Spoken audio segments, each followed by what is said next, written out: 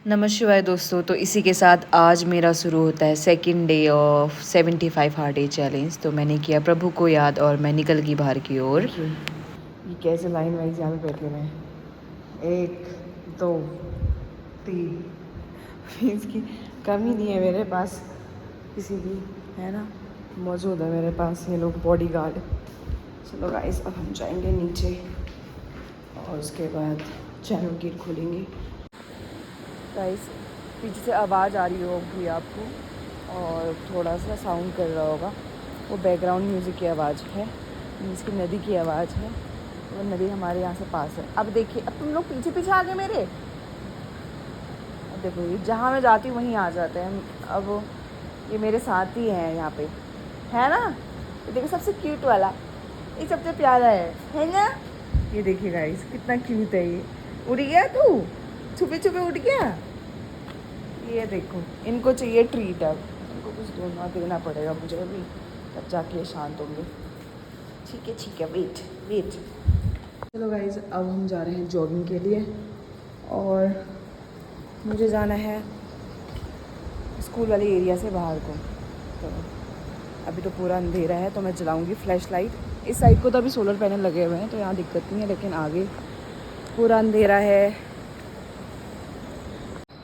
ये देखिए guys, no lights, nothing at all. तो मुझे ये जुगाड़ करके जाना पड़ रहा है अपनी जॉगिंग के लिए रात के 4 बजे, ना सॉरी सुबह के 4 बजे।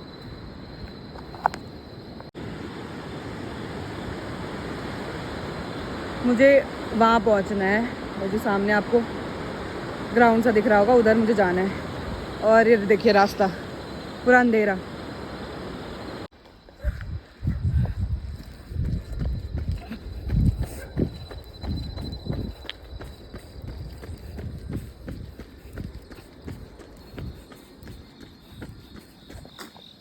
देखिए गाइस, मैं पहुँच चुकी हूँ मार्केट एरिया में और अभी कोई उठा ही नहीं है। मैं शायद इकलौती ऐसी हूँ जो इतने सुबह उठी हूँ। उठे हैं लेकिन काफ़ी कम लोग उठे होंगे, क्योंकि कुछ ज़्यादा ही जल्दी है ना। अभी 4 बज गए हैं तो पूरी रोड अभी खाली है और इस टाइम पे ग्राउंड पूरा खाली होता है, तो इसीलिए मैं जल्दी आ जाती हूँ, क्योंकि क्राउड भीड़ में फिर कर नहीं पाता इंसान एक्सरसाइज। अभी मैं आराम से पूरा ऑक्यूपाइड करके ग्राउंड को अपना फुल ऑन एक्सरसाइज करूँगी। तो गाइस, अभी है, दिख रहे हैं अभी 1-2 लोग मेरी तरह मोटिवेटेड है शायद, तो फिर कर रहे हैं जॉगिंग। तो मैं भी हो जाऊँगी स्टार्ट अपने वर्कआउट के साथ।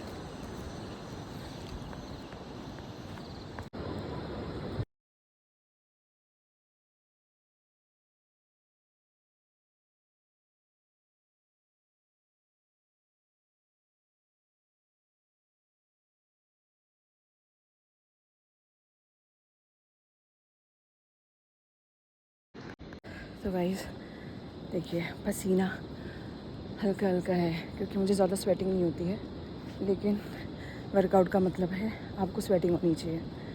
तो ऐसे ही आपको वर्कआउट करते रहना है और मोटिवेटेड रहना है मेरे तरह। तो गाइस देखिए, ये हाल है हमारे रोड के। और हमारे नेताजी लोग, शायद इस रोड को हो गया है 8-9 साल हो गया है, तब से इसमें कुछ काम नहीं हुआ है। ये ऐसे ही मैं इसको देख रही हूँ।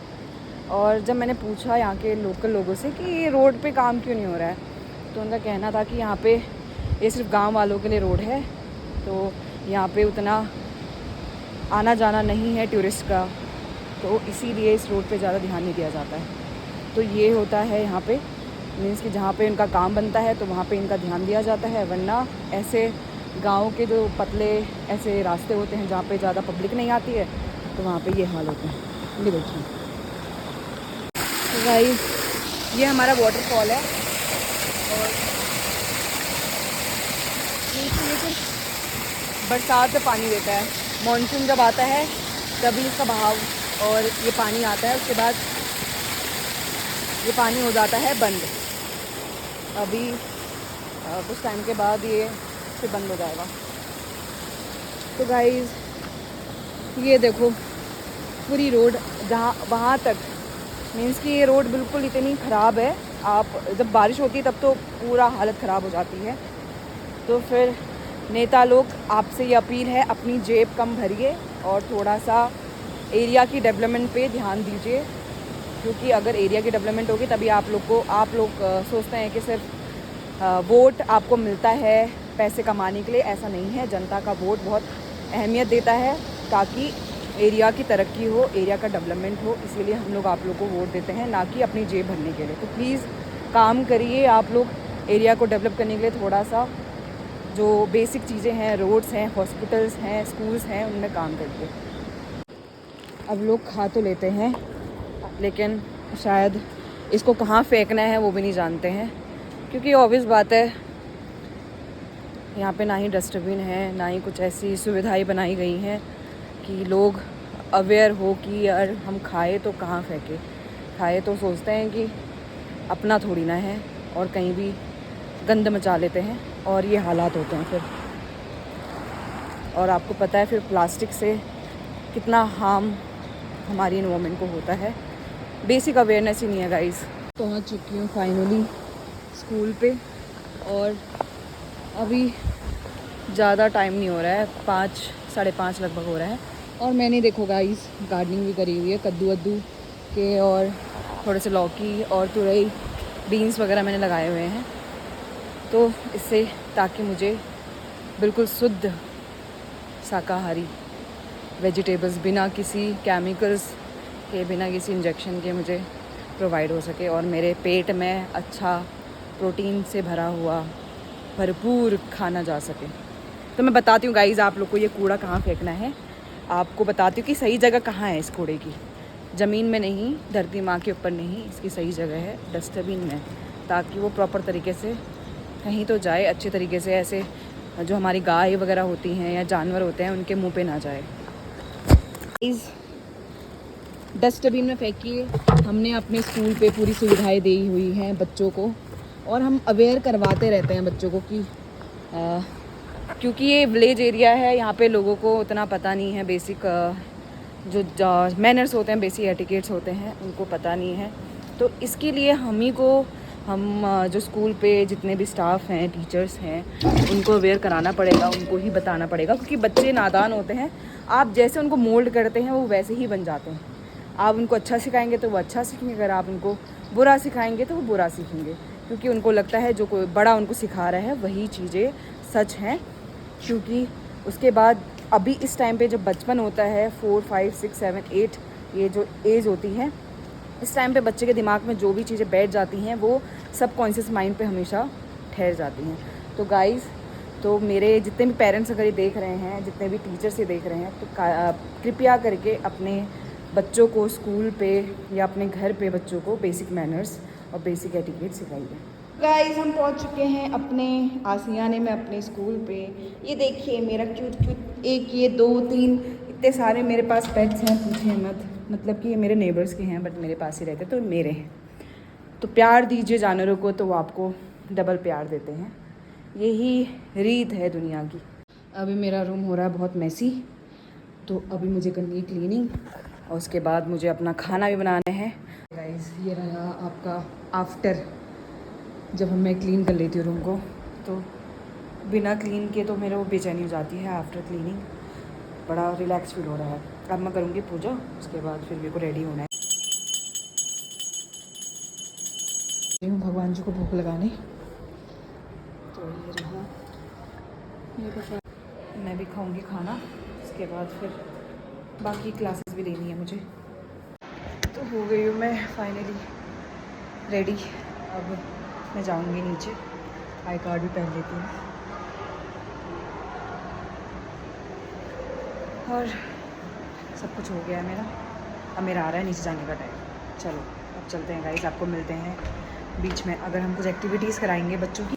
तो गाइस, यहाँ पे लोग डिबेट कंपटीशन कर रहे हैं आपस में, तो इससे बच्चों का जो है कम्युनिकेशन पावर जो होता है स्ट्रॉन्ग होता है। तो they have tried, it is the first time they have done the debate, but it was a good try. तो next time they will do best. Will you do best? Yes Hrithik and yes the guys, third class, हाँ next time I want the best. Guys, इसको तो हम करेंगे। अब मैं जा रही रूम पे, अब चेंज करूँगी, मैं खाना खाऊँगी, फिर जाके उसका काम, अकाउंट्स का काम निपटाऊँगी।